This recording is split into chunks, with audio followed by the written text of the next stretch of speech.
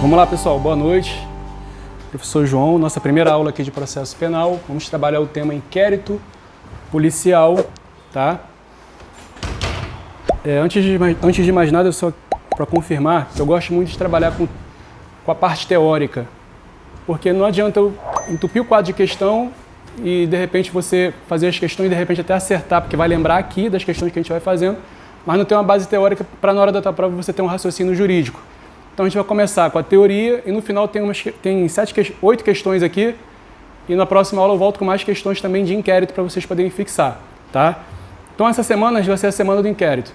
Perdão, vai ser a semana do processo penal. Nós vamos trabalhar hoje o processo penal e na quarta-feira nós vamos ter a segunda aula, que a gente já teve 4 ou 5 aulas, né, de penal, só para a gente poder dar uma equalizada aí para dar tempo para a prova, tá, galera? Então, vamos lá. Antes da gente entrar no material em si, né, só para a gente ter uma noção aí panorâmica aí do inquérito policial. Inquérito policial é um procedimento administrativo. Alguns autores vão dizer que é um expediente administrativo. E o que significa isso? Significa que é um procedimento onde a autoridade policial, que está subordinada ao chefe do Poder Executivo, ela tem poderes para poder investigar quando ela encontra indícios de autoria e materialidade. Tem um professor muito famoso aqui no Rio de Medicina Legal, o professor Roberto Blanco, já é um senhorzinho, já está com 80 e poucos anos, ele dava esse exemplo todo o início de aula dele. Né? Uma freira na porta do prostíbulo, né? O delegado vai passar e vai falar, será que essa mulher está cometendo será que é um disfarce? Será que essa freira está disfarçada?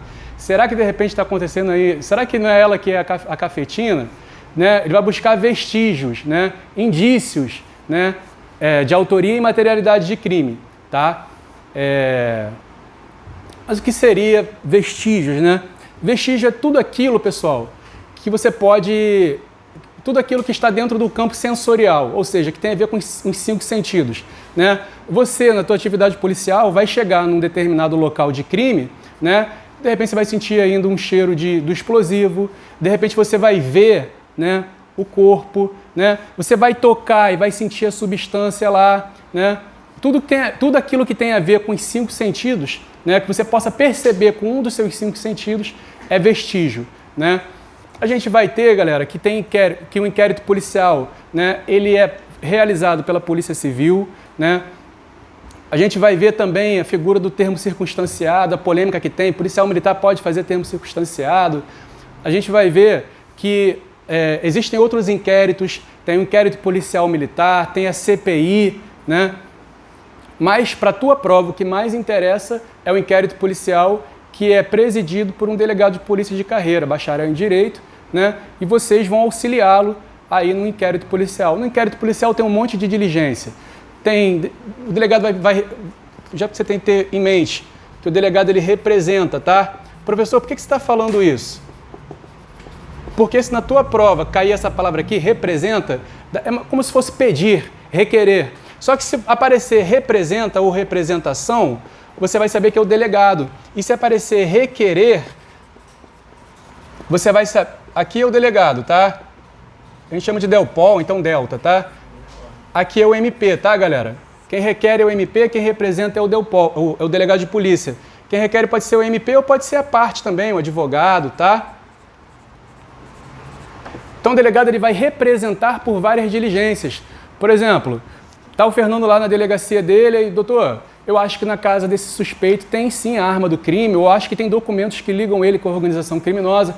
Eu sugiro ao senhor, doutor, que o senhor represente por um mandado de busca e apreensão dos notebooks, dos celulares, tudo aquilo que tem na casa dele, né? Lá no artigo 240 ou 241, agora se não me falha a memória, acho que é 240, vai falar sobre a figura do mandado de busca e apreensão. E aí o delegado vai representar pela expedição do mandado de busca e apreensão, que a gente chama de MBA, é o apelido dele, tá? É a sigla dele. E aí ele vai representar, o promotor vai analisar a representação dele e vai mandar para o juiz. O juiz, quase totalidade das vezes, o juiz defere esses pedidos, tá? Tem as diligências de interceptação telefônica, né? O delegado vai querer investigar uma ORCRIM, uma milícia, sei lá, uma associação criminosa, uma associação para o tráfico. Ele vai representar por uma interceptação telefônica. O promotor ele vai ver essa representação e vai requerer, se ele concordar com o delegado, que o juiz defira essa interceptação, tá? Isso tudo são diligências que tem no inquérito, pessoal, tá? Então já estou dando uma ideia panorâmica para a gente entrar na matéria, beleza? Vamos lá? A gente vai ler a matéria e o que eu achar interessante a gente vai parando, tá? Do material aqui que eu elaborei para vocês e a gente vai comentando. Então, ó, primeira coisa aqui, o conceito. Né? Nas palavras do professor Paulo Rangel, o inquérito policial é um conjunto de atos praticados pela função executiva do Estado com o escopo de apurar a autoria e materialidade nos crimes que deixam vestígios, tá? De uma infração penal, dando ao Ministério Público elementos necessários que viabilizem o exercício da ação penal. Tá? Primeira coisa aqui, galera, infração penal. Eu não sei se eu já comentei com vocês, mas se eu já comentei eu vou repetir, tá? Porque é interessante que vocês saibam que infração penal é gênero que comporta duas espécies. Crimes, outra crime, né? Que é no Brasil é a mesma coisa que delito, e contravenção penal. Crime, contravenção. Então, se você lê essa palavra infração penal, você tem que saber que ele pode estar falando tanto de crime quanto de contravenção. Tá, galera?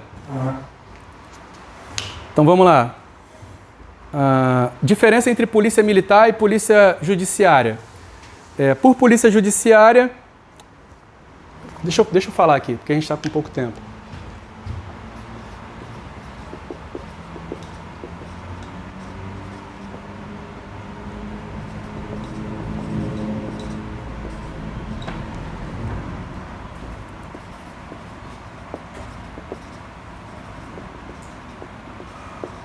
O que basicamente você tem que ter em mente para diferenciar aqui polícia judiciária de polícia militar? A polícia judiciária, ela tem um papel de investigação,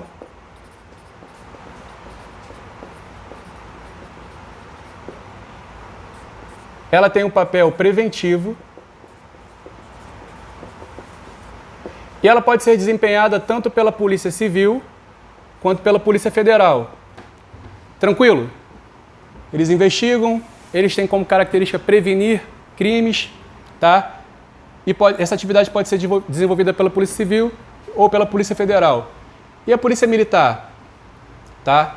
Ela é uma polícia mais administrativa.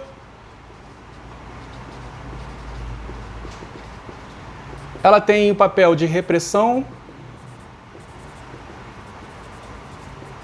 Ela tem um caráter mais ostensivo. Tá? É isso. Deixa eu ver se tem mais alguma coisa aqui. Isso aí. Eu só inverti aqui, tá? Aqui é repressão. E aqui é prevenção. Só inverti. Por que isso? Porque a polícia militar, você vê lá o giroflex da viatura ligado, você vê os soldados lá fardados, você vê a viatura parada lá na blitz, né? Ela tem o papel de prevenir que os crimes ocorram. O bandido vai ver lá, o criminoso vai ver lá o patrulhamento ostensivo da polícia e ele vai colocar o pé atrás antes de cometer um crime. Já a Polícia Civil não, ou a Polícia Federal não. Eles vão investigar e vão reprimir, né? Quando eles descobrirem lá os supostos autores do crime. Tá, galera? O indiciamento aqui, item 1.2. Antes de mais nada, faz-se necessário traçarmos brevemente a diferença entre polícia militar... Isso aqui é do parágrafo passado, foi mal. O artigo 2º da Lei 12.830, assim define a polícia judiciária. Ó. A função da polícia judiciária...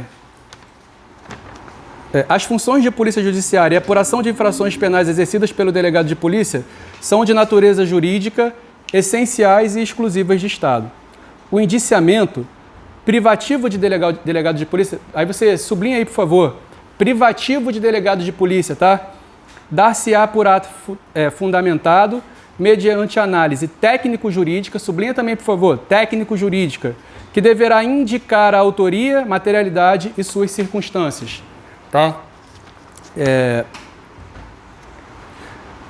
Ele pode jogar com você na prova dizendo que o indiciamento não é privativo do delegado de polícia, tá? E ele pode dizer também que ele não tem natureza técnico-jurídica, de repente inventa aí um técnico administrativa, tá? Qualquer outra nomenclatura aí. Então você tem que ter em mente que ele tem natureza técnico-jurídica e que ele é privativo do delegado de polícia, tá?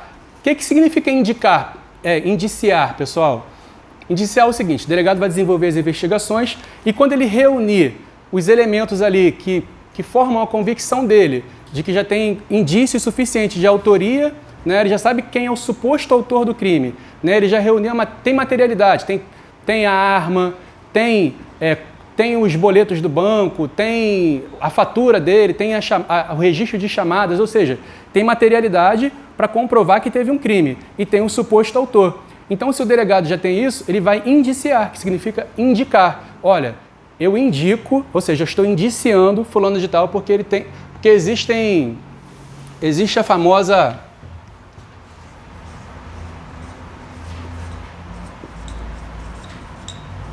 justa causa.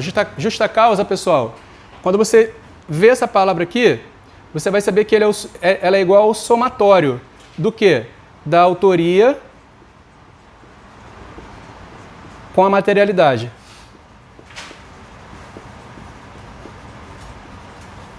Beleza?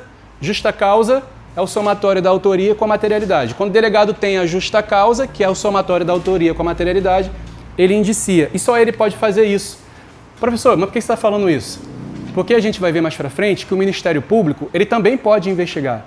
O Ministério Público, ele também tem um procedimento específico dele para fazer a investigação, que são as chamadas PICs. Procedimento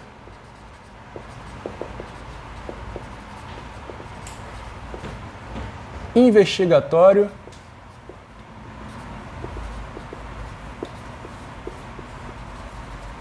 criminal. Botei no plural aqui, criminais, tá? Mas ainda assim, quem vai indiciar vai ser o delegado, porque é privativo dele essa função de indiciar lá pelo artigo 2º da Lei 12.830, que é a lei que regula a carreira dos delegados de polícia, tá? E aí, galera, a gente já tem aqui as características do inquérito. Tô falando muito rápido, pessoal? Tô correndo por causa do nosso horário, tá? Se eu estiver falando muito rápido, alguém tiver alguma dúvida, só levanta a mão. Vamos lá, características do inquérito. Ele tem a característica de ser inquisitorial. Vou ler para vocês aqui, ó. A autoridade policial enfaixa nas mãos todo o poder de direção do inquérito, inquirindo, indagando, investigando, pesquisando testemunhas do fato e procurando esclarecer as circunstâncias em que os fatos ocorreram. O caráter inquisitivo do inquérito faz com que seja impossível dar ao investigado o direito de defesa, tá? Galera, lembra lá daqueles filmes que a gente assistia lá da época da Idade Média? Sei lá, lembra lá da Joana d'Arc? Lembra da galera que... Lá daquele período da Inquisição, né? Lá da Idade Média, onde a galera era condenada à fogueira, né? Por quê que o inquérito tem essa característica inquisitorial? Né? Isso é uma remissão àquele período. Porque naquele período, a galera que era condenada à fogueira, eles não tinham direito de defesa. O Estado achava que eles eram culpados, a monarquia achava que eles eram culpados, eles eram condenados à fogueira. Tá? Então, na fase do inquérito, grave isso, na fase do inquérito, o inquérito tem a característica inquisitorial. O suspeito, tá? Pessoal, por que eu estou falando suspeito? Primeiro, o que acontece? Quando o delegado ele está instaurando ali o inquérito, o suposto autor, ele é suspeito, tá? Ele é um mero suspeito.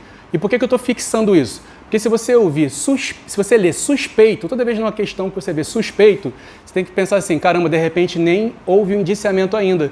De repente ainda está na fase do inquérito, ou seja, ainda não tem ação penal. Está só na fase do inquérito, tá? Antes de mais nada.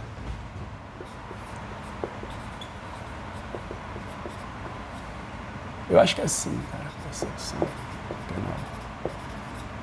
Persecução penal. Persecução penal é o somatório do inquérito policial com a ação penal. Na tua questão, quando você estiver estudando, então na prova, se aparecer essa expressão persecução penal, você tem que saber que ele pode estar falando tanto da fase do inquérito quanto da fase da ação penal, tá? a gente estava na característica inquisitorial aqui, né? Então, lá na fase do inquérito, ao suspeito, né, ou ao indiciado, depois do indiciamento, né, não é dado direito de ampla defesa, tá? Nem de contraditório. Por isso que é inquisitorial. Deu para entender, galera? Formal, pessoal. Formal é bem tranquilo. Tudo que é realizado no inquérito, todas as diligências realizadas, elas têm que ser reduzidas a termo. E o que é reduzir a termo? É digitar. Antigamente, lá na década de 80, 90, era datilografar. Né? Acho que o código ainda fala sobre isso. Mas hoje é digitar, tá? Então, professor, característica do inquérito ser formal, reduzir a termo, tá? Por isso, galera, que quando vocês estiverem lá nas interceptações telefônicas, ouvindo tudo lá que os suspeitos estão falando, vai caber a vocês digitar tudo. Tudo que tenha interesse com a investigação, tá? Se o cara estiver falando uma receita de bolo lá, vocês não precisam digitar, mas tudo que ele estiver falando que tenha interesse com a investigação, vocês têm que reduzir a termo, porque o inquérito tem a característica também de ser formal. Então a gente viu que ele é inquisitorial porque o preso não tem, porque o suspeito, na verdade, não tem o direito de ter contraditório ou ampla defesa.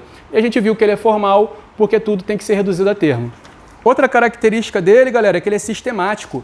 E o que significa ser sistemático? Significa que o óbvio tem que ser dito, né? Ele segue uma sistemática, um sistema, uma ordem cronológica. Para o inquérito não virar uma bagunça, né? Então o delegado ele vai seguir uma ordem cronológica ali certinho. Ó. O crime, as investigações começaram dia tal, o crime ocorreu dia tal, sei lá, dia 5 de janeiro o crime ocorreu, dia 8 ele vai colocar lá a representação pela interceptação telefônica, dia 15 ele vai colocar o resultado das interceptações telefônicas, dia 20 ele vai pedir um mandado de busca e apreensão, tudo numa sistemática, tudo numa ordem cronológica, tá? É como eu botei no material aqui, é como se fosse uma história, o delegado vai contar uma história, e essa história tem que ser entendida, bem entendida, né, galera? Unidirecional, pessoal. Deixa eu botar as características, vou apagar aqui, para ficar visível para vocês.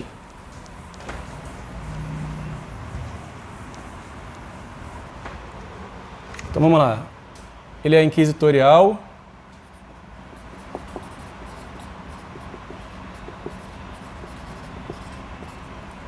Ele é formal, sistemático,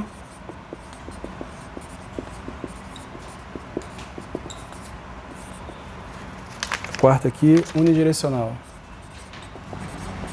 Unidirecional. Por que unidirecional? Galera, porque o delegado ele não pode emitir juízo de valor, tá?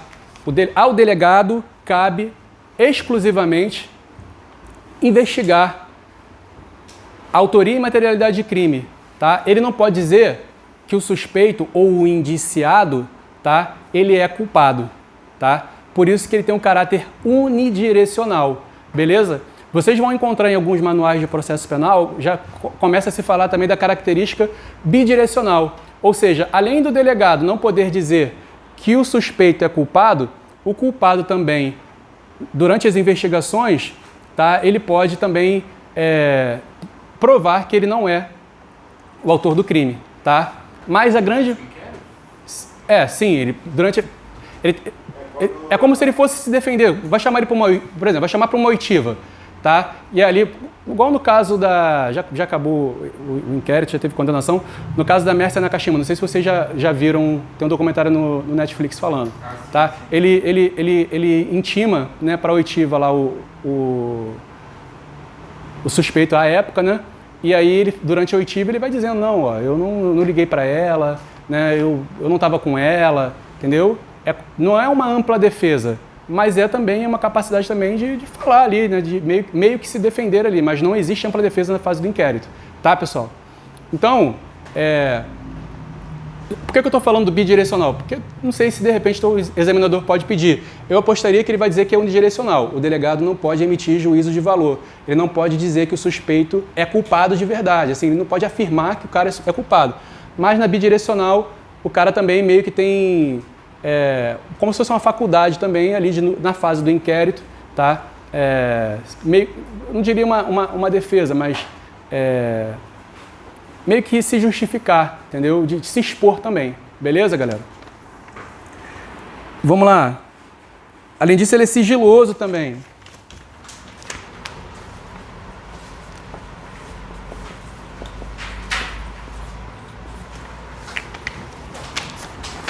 Sigiloso. O sigilo deve ser adotado no inquérito.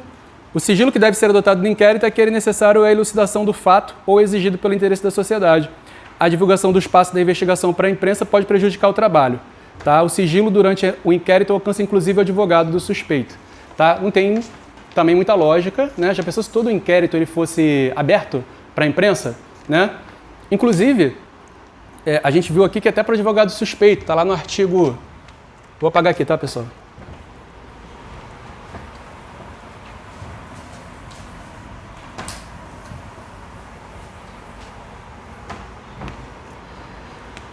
O que ele pode cobrar na prova é a súmula vinculante. Súmula vinculante 14. Quando eu falo súmula vinculante, vocês sabem que súmula vinculante só o STF pode fazer. E o artigo 7º, inciso 14 do Estatuto da Ordem. Tá? E o que significa isso aqui, galera? É que o defensor, né, o advogado ou defensor público, ele só pode ter acesso ao que já está documentado no inquérito. Se não estiver documentado, ele não pode ter acesso. Me dá um exemplo aí, professor. Tá rolando... Primeiro, assim, está rolando uma interceptação telefônica, tá? A princípio, ele nem deveria saber que está acontecendo uma interceptação telefônica. Beleza? Ele não pode ter acesso à interceptação, tá? Ao que está ainda sendo, por exemplo, ao que ainda não foi documentado, digitado, levado a termo, tá? Ele só pode ter acesso... Documentado alguma coisa, ele já vai saber... Pode. Se tiver documentado, ele pode... Ele tem acesso, tá? Mas de antemão já te digo que dificilmente é franqueado o acesso nesses casos aí, tá, pessoal? Dificilmente. Aí chove de habeas corpus, tá? Habeas corpus para eles poderem ter acesso lá ao que está documentado das interceptações. Na prática, é assim. Mas na teoria, tá, tem a súmula vinculante 14, tem isso aqui, tá, o artigo 7º, inciso 14 do Estatuto da Ordem, que diz que eles podem ter acesso a tudo que já está documentado. Professor, isso cai muito em prova? Cai muito em prova, tá? Cai como em prova? Eles dizem que ele pode ter acesso mesmo que não esteja documentado. Ele diz que ele pode ter acesso, independente de estar documentado, das diligências em andamento, tá? Mas você vai chegar na prova e vai saber, ele só pode ver o que está documentado, tá? Isso a defesa, né?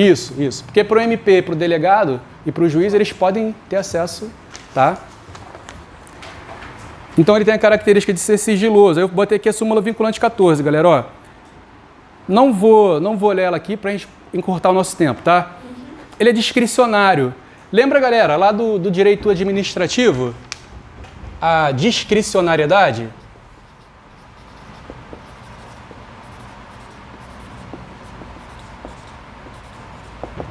Quando a gente pensa em discricionariedade lá no direito administrativo, professor, por que você está fazendo esse link? Porque a gente viu que o inquérito é um procedimento administrativo. E quando a gente lembra lá do direito administrativo, quando a gente vê discricionariedade, ela sempre está em oposição com os atos vinculados, né, com a vinculação. Mas por quê? Porque os atos vinculados, para os atos vinculados, você só pode fazer o que está na lei. Né? A lei vai determinar o que você pode fazer. Você não tem margem de escolha. E na discricionariedade, não. O delegado ele tem margem de escolha para fazer o que ele quiser, a diligência que ele quiser. Ele não tem que seguir uma receita de bolo, não tem lá manual do delegado, passo 1, faça isso, tutorial do delegado. Não, ele é livre. Ele escolhe as diligências que ele quiser, ele aceita as diligências que ele quiser, as partes requerem diligência e ele aceita se ele quiser. A única que ele não pode negar é o exame de corpo de delito. Se fosse você, eu anotava isso. A única diligência que o delegado não pode negar é o exame de corpo de delito, tá? Então, pela discricionariedade, a gente entende que o delegado ele tem margem de escolha dentro da lei para poder agir, tá, pessoal? Então, tem o sigiloso, tem o caráter discricionário.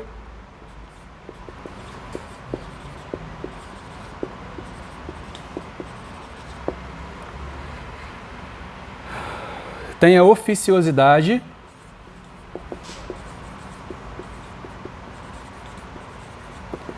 Pessoal, o que vem a ser a oficiosidade? O delegado ele pode agir de ofício. Professor, falou, não entendi nada. De ofício ou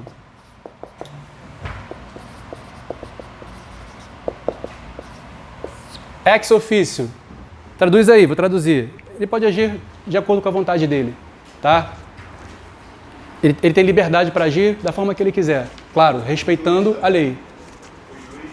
O juiz até tinha, mas com o pacote anticrime lá em 2019, a Lei 13.964 de 2019, o juiz ele ficou meio que engessado. Até porque no direito processual penal a gente tem o princípio da inércia do juiz. A princípio, o juiz ele seria inerte. Ele só age quando ele for provocado, tá? Isso aí antes do pacote anticrime. Com o pacote anticrime, eu posso te dizer que ficou praticamente inviável um juiz agir de ofício. Mas o delegado pode agir de ofício, tá? E esse aqui é a característica da oficiosidade do delegado, tá, galera? De ofício ele pode fazer por vontade própria.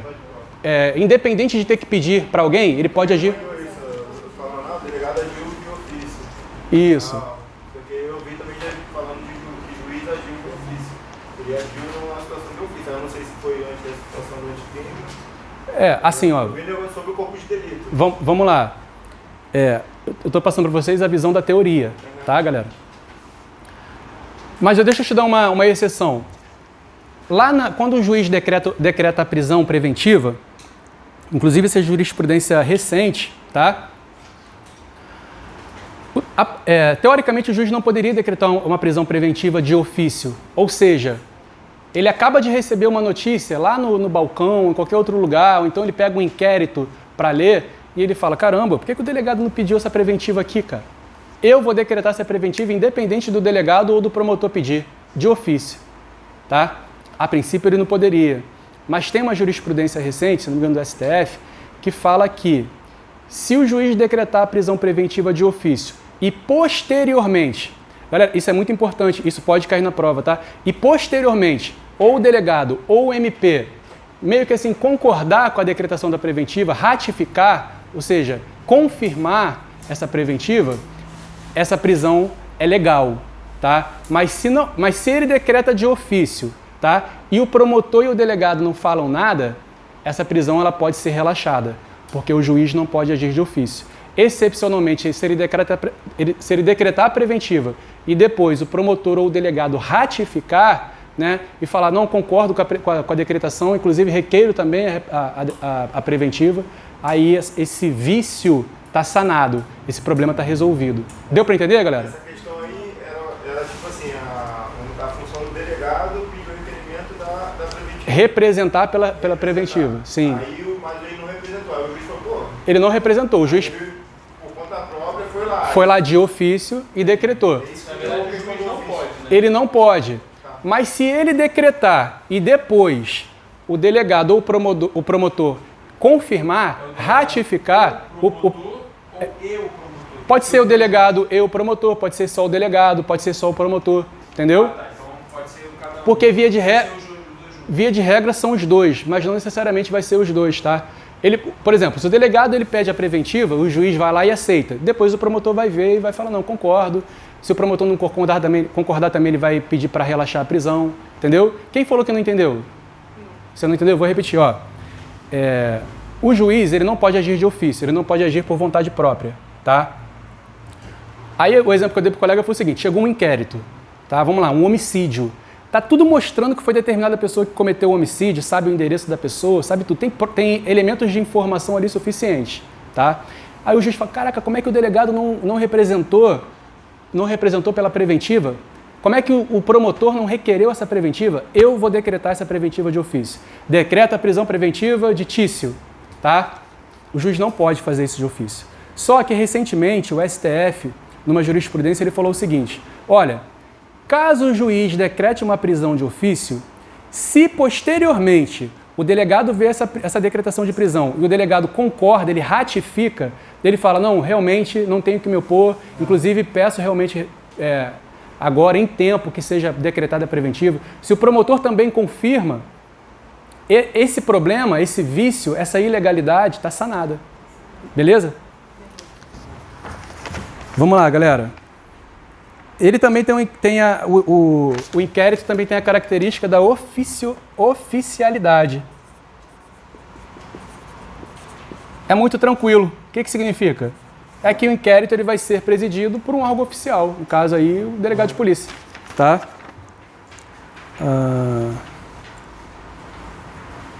Um agente oficial do Estado, tá? Perdão, falei órgão, mas é agente, tá? Um agente oficial do Estado, tá? É isso. Oficialidade é que ele vai ser presidido por um agente, conduzido, né, por um agente oficial do Estado. Oficiosidade é que ele pode agir de ofício, não confunda na hora da prova, tá? Oficialidade, agente oficial do Estado. Oficiosidade, ele pode agir de ofício.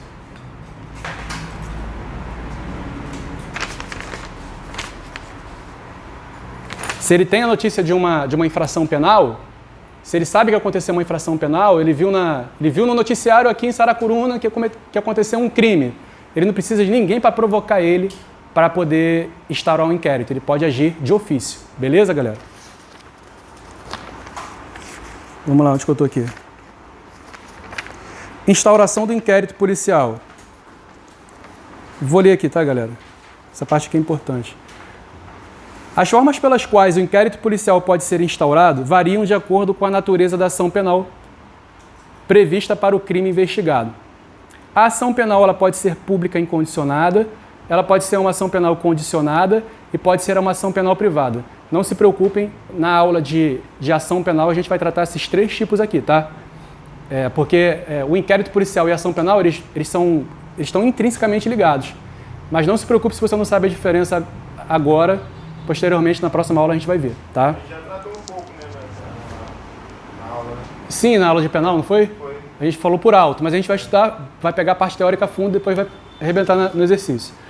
Tomando a autoridade policial o conhecimento da prática de fato definido como crime, cuja ação penal seja pública e incondicionada, exemplo, furto, roubo, homicídio, não é necessário, não precisa decorar isso, procederá à instauração do inquérito policial sem que haja necessidade de requerimento de quem quer que seja, ou seja, vai instaurar o inquérito ex officio ou de ofício, tá? O inquérito poderá ser instaurado ainda mediante requisição do MP, nos termos do artigo 5º inciso 2 do CPP. Essa requisição deve ser obrigatoriamente cumprida pelo delegado de polícia, não podendo ele se recusar a cumpri-la, pois requisitar é sinônimo de exigir com base na lei. Contudo, o delegado pode recusar a instaurar o inquérito quando a requisição for manifestamente ilegal ou quando não tiver elementos fáticos mínimos para subsidiar a investigação, ou seja, não tiver os dados suficientes acerca do fato criminoso. Vamos lá, galera, ó, aquilo que a gente estava conversando ainda há pouco. Ó. Com relação à instauração do inquérito policial por requisição do juiz, a doutrina já há muito tempo criticava tal possibilidade, entendendo ser afronta ao princípio da inércia, que a gente conversou. Em última análise, ao sistema acusatório. Tá?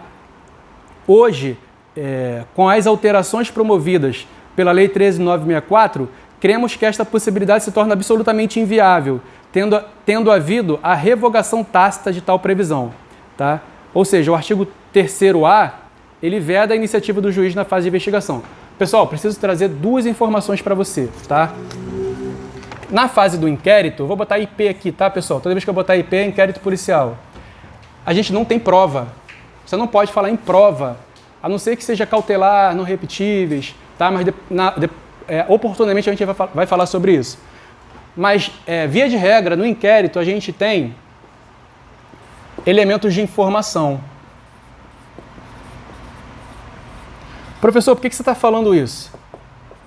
Por quê? Se ele estiver falando com você da fase do inquérito na tua prova, ele vai ter que falar isso aqui, ó. Elementos de informação. Ele não pode falar prova. Caraca, mas por que você está falando isso? Porque se cai elementos de informação, tu vai se ligar que está na fase do inquérito, tá? E se cai prova, você vai se ligar que está na fase da ação penal, beleza? Elementos de informação é diferente de prova, que está lá na fase da ação penal. É para você se situar do momento que a tua questão vai, do momento processual que a tua questão vai estar falando. Elementos de informação, inquérito policial. Prova, ação penal. Mas qual é a diferença de elementos de informação para prova? Toda prova, ela passa pelo contraditório e pela ampla defesa, tá? Lá na fase da ação penal, a gente tem uma audiência chamada Audiência de Instrução e Julgamento, a famosa AIJ, tá? Aí lá na AIJ, vai ser dada a oportunidade para o réu ter a ampla defesa e o contraditório, né? Por exemplo, eu tenho um elemento de informação que é uma informação que vem lá de uma interceptação telefônica. Naquela interceptação telefônica, ventilou-se a hipótese do suspeito Caio ser, por exemplo, o cara que cobra as taxas do condomínio lá da milícia, tá? Elemento de informação. E quando que vai ser prova?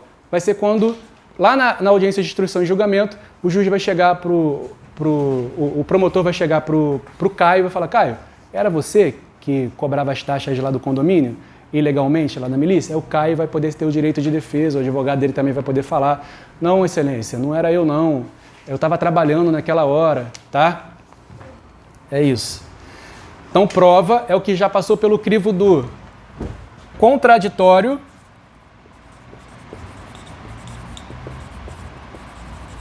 e da ampla defesa. A prova ser legal, ela tem que passar pelo contraditório. Oi? A prova ser legal, ela tem que passar pelo contraditório. Tem que passar pelo contraditório. Mas se está nessa parte, já está na ação penal, né? A questão do inquérito, vamos botar só a questão de informação digitada, vamos botar assim. E se ele tem uma prova, se o investigador tem uma prova material, aí tem que apresentar a prova para ter o contraditório, aí já vai para a ação penal, ainda estava no inquérito ainda. Então, ó. Mas aí eu consigo capacitar uma prova material. Não, ó. Você não pode usar o termo prova no inquérito. Elemento de informação. Então, tá? Ainda é elemento de informação. Ainda é elemento de informação. Quando que vai ser prova? Vai ser prova. Quando que termina o inquérito, galera? O delegado ele faz um relatório final do inquérito. O inquérito termina nesse relatório. E muitas das vezes o delegado indicia, tá? Então o relatório é o último ato. Aí o delegado ele vai pegar esse relatório do inquérito, ele botou tudo aqui, documentou tudo aqui, tá? E ele vai mandar para o Ministério Público. Aí o promotor vai ler o inquérito, vai ler o relatório da autoridade policial, às vezes ele indicia, às vezes ele pede para decretar uma preventiva, tá? E aí o promotor vai falar: realmente eu estou vendo que tem indícios de autoria e materialidade, eu vou oferecer a denúncia. Aí quando o promotor oferece a denúncia, o juiz, se ele achar que essa denúncia é uma denúncia válida, né, ele vai receber essa denúncia. Quando o juiz recebe a denúncia, acaba o inquérito e vira ação penal. Quando que acaba o inquérito? Quando o juiz recebe a denúncia do promotor e aí automaticamente se transforma em ação penal. Beleza? Aí ele vai ter direito ao contraditório. Aí, durante a ação penal, tá? O juiz vai receber a denúncia, vai mandar, só para adiantar aqui, vai mandar citar o réu para o réu se defender numa audiência. Aí lá na audiência de instrução e julgamento, né, vai ser apresentado todos os elementos de informação e o réu, com o advogado dele, vai ter direito a ampla defesa e contraditório. Passou por isso, já temos prova. E o juiz ele vai condenar com base nas provas. Ele até pode condenar com base em elementos de informação, mas nunca só com base em elementos de informação. Ele vai condenar com base em elementos de informação e sempre com uma prova, tá? Ele pode condenar só com base em provas? Pode, mas nunca só com base em elementos de informação. Isso está lá no artigo 155, CPP. Professor, por que você está falando isso? Chove questões de prova sobre isso. O juiz ele pode condenar só com base em elementos de informação? Não. Lá pelo artigo 155 ele até pode condenar, mas sempre com uma prova junto. Tá? Tem uma outra coisa que eu quero falar também, é que a gente viu que o inquérito ele é inquisitorial.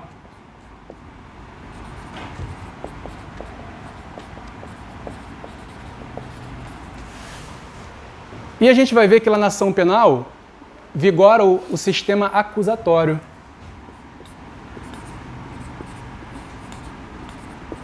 E o que é o sistema acusatório? Nada mais é do que o sistema que dá a oportunidade do réu fazer o contraditório e ampla defesa. Tá?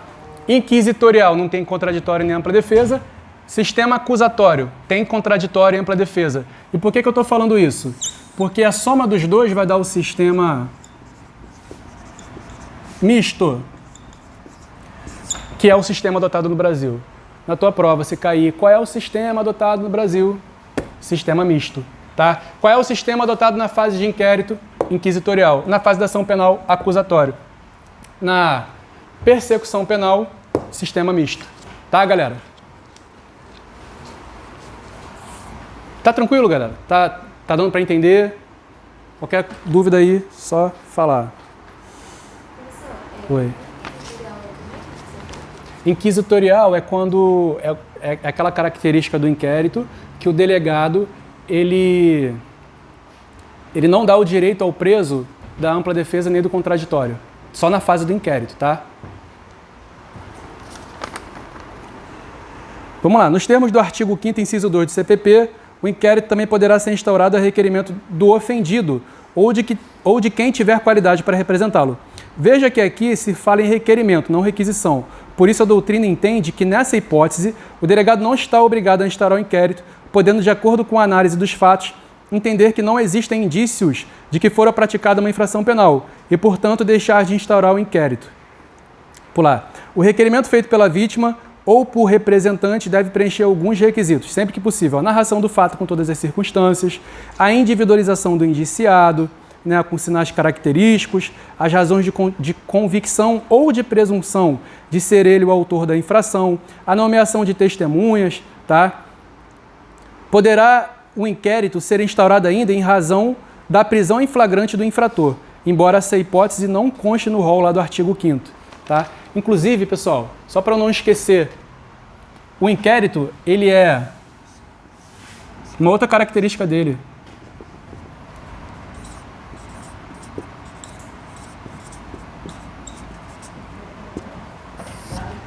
Guarda isso, tá? O inquérito é dispensável.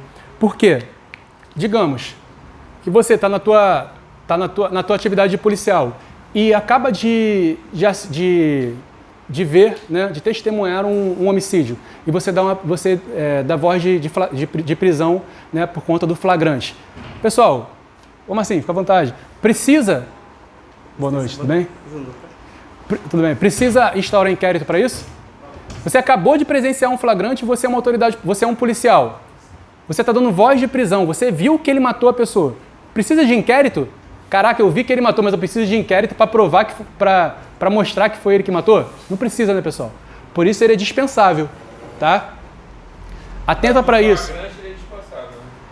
Sim, ele pode ser dispensável. Se, por exemplo, alguém for lá no Ministério Público e contar detalhadamente, por exemplo, um estupro, tá? E aí essa pessoa já tem lá, uma pessoa comum do povo, tem lá as fotos, tem as mensagens do WhatsApp e tal, e o promotor, ele se convence que realmente tem indícios de autoria ali, ele não precisa nem falar com o delegado, porque o inquérito é dispensável, ele já pode oferecer denúncia dali, tá? Então, esse dispensável significa o quê? Que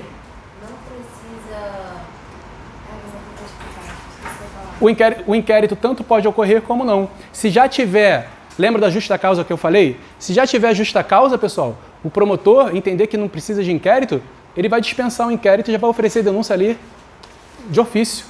É diferente da situação da confissão? Seria como se fosse uma prova legítima, né? Sem precisar de todo aquele detalhamento do inquérito. A gente não fala prova, porque ainda não passou lá pela... Não, sim. É como se fosse algo robusto, indícios robustos. O termo técnico é indícios robustos, fortes indícios, entendeu? Indiciariedade, ele usa o termo indiciariedade. Qual foi a sua... A questão da confissão, porque às vezes acontece crime, né? Aí a pessoa vai lá e confessa, mas aí não se torna indispensável a questão do inquérito, do corpo de delito, essas coisas assim. Ainda assim, né, mesmo que a pessoa confesse a prática do crime, entendo que não se enquadraria aqui dele ser dispensável. Por quê? Porque pode ser alguém que está querendo mídia, entendeu? Aí vai lá e confessa para ficar famoso. Tem maluco para tudo, entendeu? É questão do flagrante, né? Então, assim, para a questão do flagrante ou para, de repente, quando tiver por exemplo, no exemplo que eu dei, uma denúncia, né, feita por um popular, por qualquer outra pessoa, onde já tem ali indícios fortes que realmente tem autoria e materialidade de um crime. Né? Aí o promotor ele dispensa o inquérito e oferece denúncia, entendeu? Com relação à confissão, foi bom você tocar nesse assunto, porque antigamente Vou apagar aqui, galera. Vou apagar esse aqui. Vou apagar esse aqui, tá, galera? Uma pessoa foi presa acusada daquele crime, a outra vai lá e confessa. Aí a outra é solta e ela presa. Isso não existe. Mas antes da Constituição de 88, a confissão ela era conhecida como a rainha das provas. Ela era conhecida como a rainha das provas. Ela era... Antes da Constituição de 88, a gente tinha um sistema chamado sistema tarifado de provas. E o que é esse sistema tarifado? As provas, elas tinham... É como se fosse uma tabela. Lá no supermercado, os produtos não têm os seus valores, né, os seus preços. Então, a prova, a confissão, ela era que tinha o maior valor, a maior tarifa, o maior ponto. Vamos dizer, vamos botar assim um exemplo, vamos lá, digamos que a confissão valesse 5 pontos, tá? Seria o maior valor. Só com base na confissão, o juiz já podia condenar alguém. Porque a confissão, lá naquele período antes da Constituição de 88, que era um período mais inquisitorial, ela era a rainha das provas. Por que eu estou te dando essa informação? Porque também cai muita questão. Ele pode te perguntar assim, ó, o sujeito confessou o crime, já dá para condenar? A confissão dele é que tem mais valor do que todas as outras provas? Você vai lembrar que o professor falou, hoje a confissão não é mais a rainha das provas. Hoje a gente não tem mais um sistema tarifado. E o que a gente tem hoje? Hoje está vigorando o princípio do livre convencimento motivado. De quem? Do juiz. Princípio do livre convencimento motivado do juiz. Se não me engano, está lá no artigo 156 do CPP. O que eu estou querendo dizer com isso? Que hoje o juiz ele pode condenar com base... Perdão, 155. Com base em qualquer prova, né? Ou elemento de informação. A gente sabe que não pode condenar só com base em elemento de informação, né? Elemento de informação com uma prova ou com base em provas. Beleza, galera? Esse é o princípio do livre convencimento motivado. Tem exceção, professor? Hoje tem uma exceção lá no júri. Por quê? Porque lá no júri não é o juiz que julga. Quem julga no júri, pessoal? Os jurados. Aliás, são quantos jurados? São 7 jurados, pessoal. Isso cai na prova, tá? São 7 jurados. Eu vou voltar aqui para falar do júri, mas é só para te falar que no júri, o princípio que vigora lá é o princípio da íntima ou íntime convicção. Tá? São 7 jurados, tá, pessoal? Pô, 7 ficou horrível. São 7 jurados. Uma outra questão que também cai com jurados, a gente vai trabalhar júri depois com calma, tá? Mas só para já adiantar um pouquinho. São 7 jurados, mas tem que ter um quórum, tem que ter um número mínimo para você fazer o sorteio dos 7 jurados. E cair em prova. Qual é o número? 25, tá? Assim, galera, ó, tem o plenário do júri, que é como se fosse um auditório, tá? E para o juiz ele começar a sessão plenária do júri, que é o julgamento, né? Ele tem que ter um número mínimo de 25 pessoas. Aí ele vai sortear dessas 25 pessoas, ele bota numa urna o nome da galera, ele sorteia e pega 7 pessoas, tá? Aí é dada a oportunidade do promotor ou do defensor recusar até 3, tá? Assim, vamos lá, tem 25 pessoas, aí tá lá na urna. Aí puxou, Antônio Oliveira, aí alguém rejeita, aí o promotor, eu rejeito. Eu não quero, aí tira o nome dele, aí sorteia de novo, até fechar. E isso cada um pode rejeitar, acho que são 3, tá? Depois eu vou até confirmar, mas quase certeza que são 3 para cada um, tá? Até formar um número de 7 jurados. Oi? Eles rejeitam por quê? Porque acha que não pode ir a favor dele, né? Por exemplo, o defensor ele forma uma linha ali de defesa. Aí, por exemplo, vamos dizer que é um crime de estupro, tá? E aí ele está defendendo aquele suposto estuprador. Aí se escolhe uma mulher jovem, o defensor vai falar, pô, de repente não, essa mulher jovem ela pode condenar ele. Mas se escolhe um homem de mais idade, para a linha de defesa dele, fala, eu acho que esse aqui, para o que eu falar, por ele já ser um homem de mais idade, tá? Ou de repente eu consigo ganhar ele, entendeu? Então eles vão fazendo estratégia de acusação e de defesa, mas de repente para o promotor, aquela mulher jovem, para ele é excelente, então ele vai querer que ela seja jurada. Podem rejeitar, Tanto o promotor como o defensor. Cada um pode rejeitar 3, tá? Vamos lá, só para recapitular. Não faz parte da nossa aula, mas como a gente está falando, né? A gente só viu a questão do, pelo menos eu acho, né? A questão do júri popular, assim, mas não viu a quantidade que exigia. Então para o júri popular são 7 jurados que são escolhidos dentre 25 candidatos a jurados ali, entendeu? Cai em prova essa questão. Vamos lá, galera. Não sei porque eu tava... Vamos lá, deixa eu só... poderá o inquérito policial ser instaurado ainda a razão da prisão flagrante? Já li. Parte da doutrina, no entanto, a equipara a notícia a crimes e, portanto, estaremos diante de uma instauração ex officio. Todavia, em se tratando de crime de ação penal pública condicionada ou ação penal privada, algumas restrições se impõem. A ação penal pública condicionada à representação é aquela em que, embora deve ser ajuizada pelo MP, depende da representação da vítima. Ou seja, a vítima tem que autorizar o MP a oferecer denúncia em desfavor do infrator. Vocês lembram lá daquela aula de direito penal que eu falei com vocês do crime de estelionato?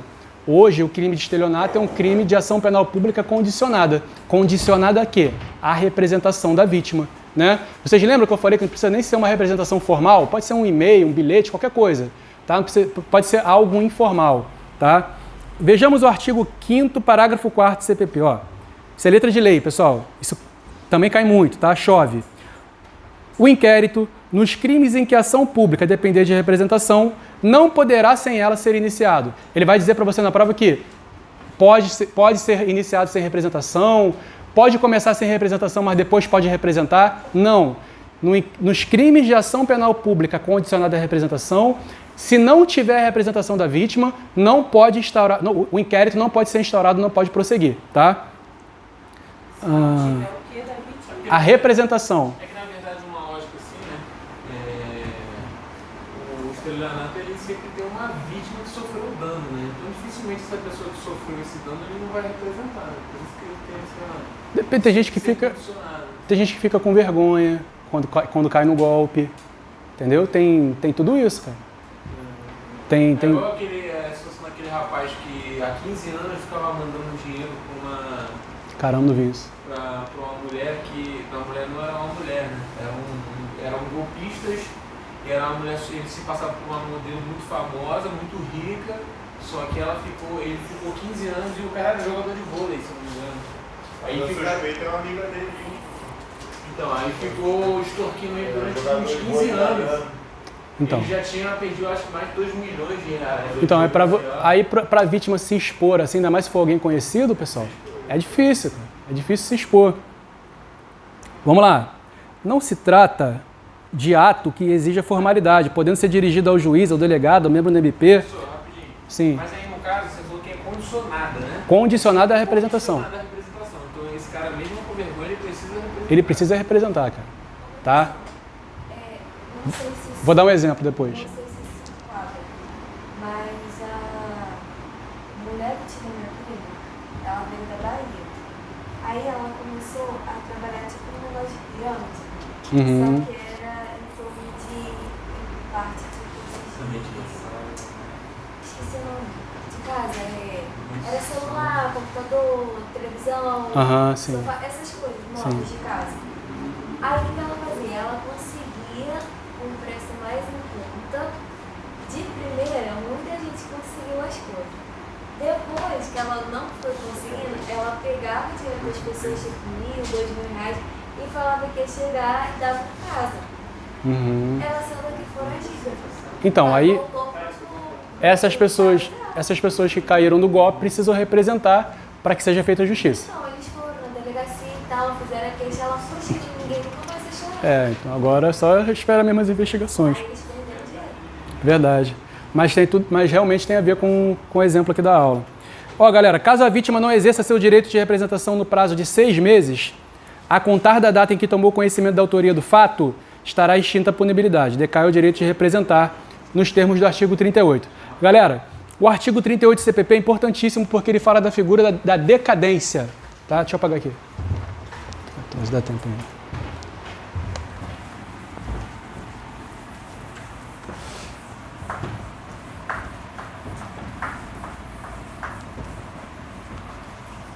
Ele fala da figura da decadência.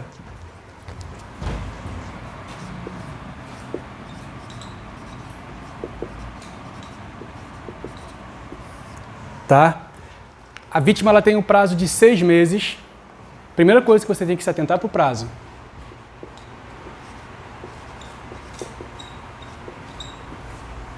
Seis meses. Prazo decadencial, 6 meses. Prazo que a vítima tem para representar, 6 meses. O mais importante, a partir de quando? Não é a partir da data do fato, é a partir do conhecimento da autoria, tá? 6 meses do conhecimento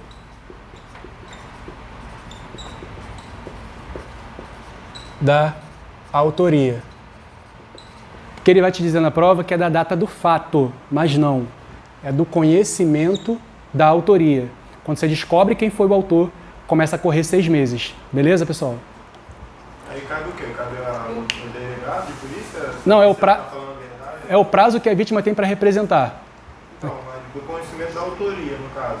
Ela sofreu, ou ele, se ela sofreu, aí passou um tempo e descobriu. Aham, sim. Aí o delegado de polícia, que seja, ele também tem que confirmar esse tempo que ele está afirmando que Lá na... que ele descobriu, porque o que entrou... ele está querendo dizer, se a pessoa pode dizer que sabe daquela sim. data, mas Entendeu? já sabe. Mas não é Mas ele vai, mas o delegado vai perguntar, você, na verdade vai ser o delegado, vocês lá que na hora que estiver colhendo a informação, vocês vão perguntar.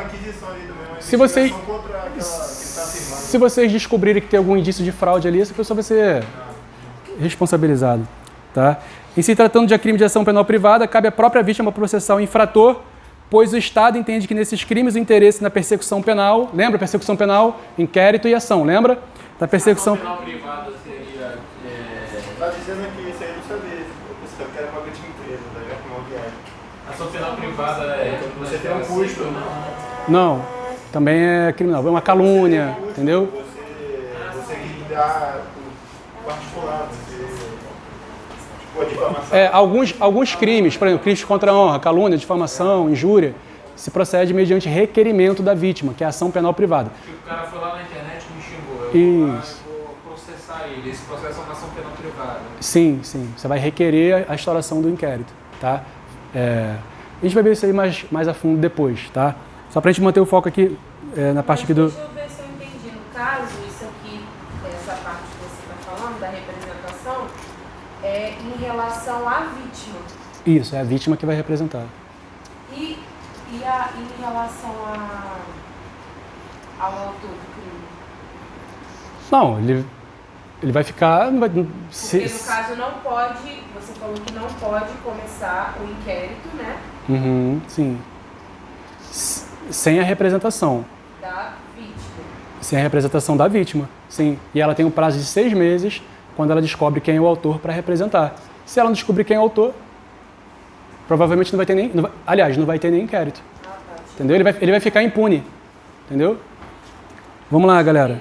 Representação como se fosse, tipo assim, uma representação como se fosse tipo um advogado. Não, O inquérito não pode iniciar se a pessoa não tiver alguém para representar. Ah, entendi. Não, essa representação é uma manifestação de vontade. Pode ser um e-mail, uma mensagem. O que significa representação? Eu quero que o inquérito continue. Doutor delegado, eu quero que o inquérito continue. Entendeu? Vamos lá. Em se tratando de ação penal privada, deixa eu ver aqui. Vou pular um... Vamos lá, vou ler tudo. Em se tratando de crime de ação penal privada, cabe à própria vítima processar o infrator, pois o Estado entende que nesses crimes o interesse na persecução penal é mais da vítima que da sociedade como um todo. Exemplo, injúria simples, dano simples, calúnia. Nesses casos, a instauração do inquérito policial também depende da vontade da vítima. O CPP, em seu artigo 5º, parágrafo 5º, estabelece que, presta atenção que cai muito em prova, a autoridade policial somente poderá proceder a inquérito a requerimento de quem tem a qualidade para intentá-la, tá? Ou seja, para a instauração do inquérito em relação a crime de ação penal privada é necessário requerimento da vítima ou do representante legal, se for incapaz, ou dos sucessores em caso de óbito. Em caso de morte da vítima, o direito de queixa, né, requerimento é a mesma coisa que queixa, tá, pessoal? E, portanto, de requerer a instauração do inquérito, passa aos 6 sucessores. Nessa ordem: cônjuge, ascendente, descendentes irmão. É nessa ordem, tá? É a figura do que a gente chama de CAD. Se a vítima vem a óbito, o CAD pode prestar a queixa, tá? Fazer o requerimento para instauração da ação penal privada. É nessa ordem aqui, ó, o cônjuge. Se o cônjuge não quiser, os ascendentes, pai, mãe, vó. Se o ascendente não quiser, os descendentes. Se os descendentes não quiserem requerer, os irmãos. É nessa ordem, não é misturado, não é alternado, tá? Um exemplo, É se tiver progressivo. um valor para receber uma indenização, é nessa ordem? Não, vamos lá. Isso pode ter até fundamento, por exemplo, num crime de calúnia. O camarada foi caluniado nas redes sociais e ele descobre quem foi o autor, mas infelizmente ele vem a óbito, ficou nervoso, teve um infarto e tal. E aí o CAD, né, cônjuge, descendente e irmãos, eles podem requerer, podem fazer lá a queixa lá para a ação penal privada. Agora, a questão da indenização pode até ser que venha uma indenização, mas lá na esfera civil, tá? Um dano moral, tá? O que é o dano moral, galera? É aquilo que fere lá o psicológico da vítima, né? Que causa um sentimento de dor psicológica. Tal. Rapidinho, aproveitando que eu tinha entendido errado, o inquérito pode começar se o autor do fato não tiver representação? Se ele não tiver um advogado, pode. Filme que, pode sim. Eu quero meu advogado. Eu quero meu advogado. Sim, Pode pode. sim começar se ele não tiver alguém para representar. Pode sim, mas numa prisão em flagrante, o delegado ele tem que informar o preso os seus direitos, inclusive de constituir inclusive de constituir um advogado ou um defensor público. Mas isso a gente vai ver lá quando a gente estiver estudando prisões, tá? Eu vou bater com vocês os principais pontos que vão cair na prova. Não dá tempo de trabalhar tudo, mas a gente vai trabalhar prisões, tá?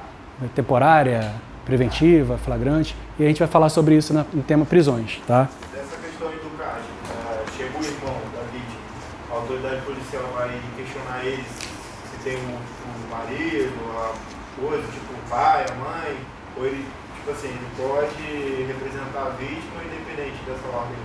Olha, eu acredito que ele possa até já instaurar a ação penal privada e depois vai ver.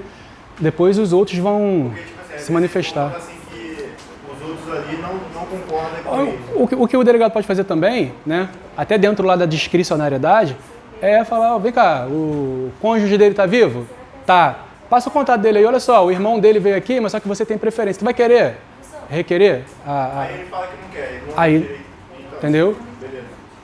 Oi. Esse é o seguinte, é pai, mãe. Pai, mãe, avô, tá? É que vem antes, né? Isso. Descendente que vem depois. Isso aí, os filhos, netos, beleza? É isso, vamos lá. 22, temos aí bastante tempo. Deixa eu ver o que eu posso pular aqui, pessoal. Vamos pular lá para o item 4. Notícia crimes. Pessoal, estou pulando por conta do tempo. Sugiro que vocês leiam depois. Qualquer dúvida pode me procurar, tá? Notícia crimes. Quando a autoridade policial toma conhecimento de um fato criminoso, independentemente do meio, pela mídia, por boatos que correm na boca do povo, ou... Porque no penal o T vira C. Isso, vira C, porque aqui a gente está lendo o latim aí, tem essa pronúncia. Quando a autoridade policial toma conhecimento de um fato criminoso, independentemente do meio, pela mídia, por boatos que correm na boca do povo, ou por qualquer outro meio, ocorre o que se chama de notícia crimes.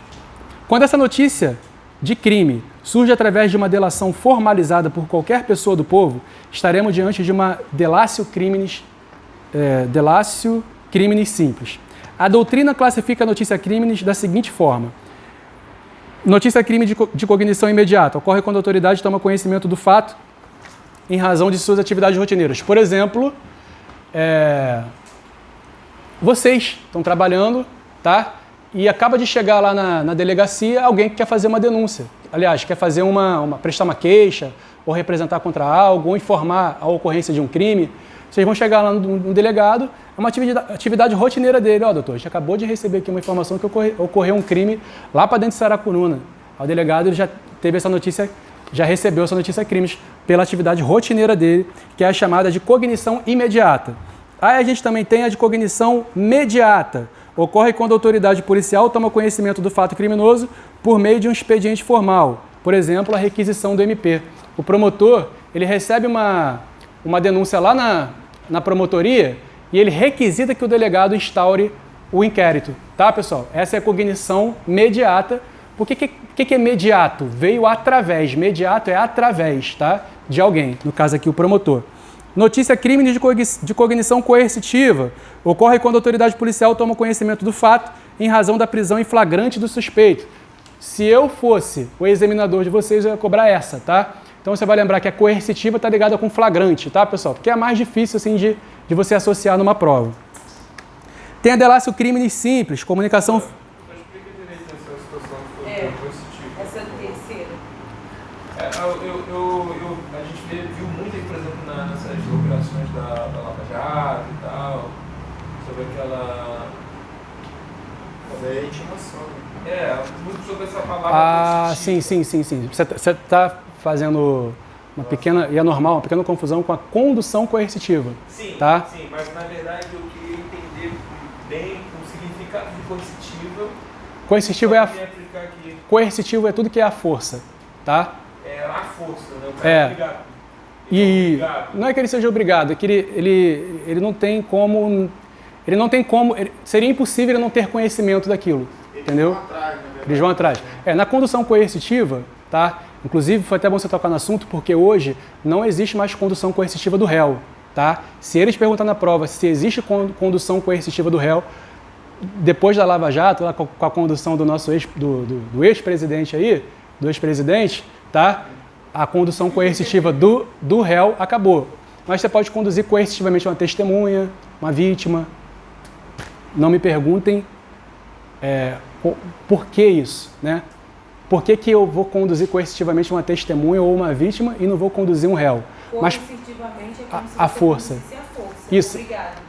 Isso, tá? Tem vários tipos de condução coercitiva, mas para a tua prova é essa, tá? Mas às vezes vocês vão estar trabalhando em determinadas operações em que o delegado ele vai conduzir, agora hoje não, mas sei lá, de repente uma testemunha que pode vir a se tornar um suspeito, tá? Ele sabe que ninguém vai ser preso ali naquela condução, tá? Mas é na hora, principalmente em casos assim de grande repercussão, tá?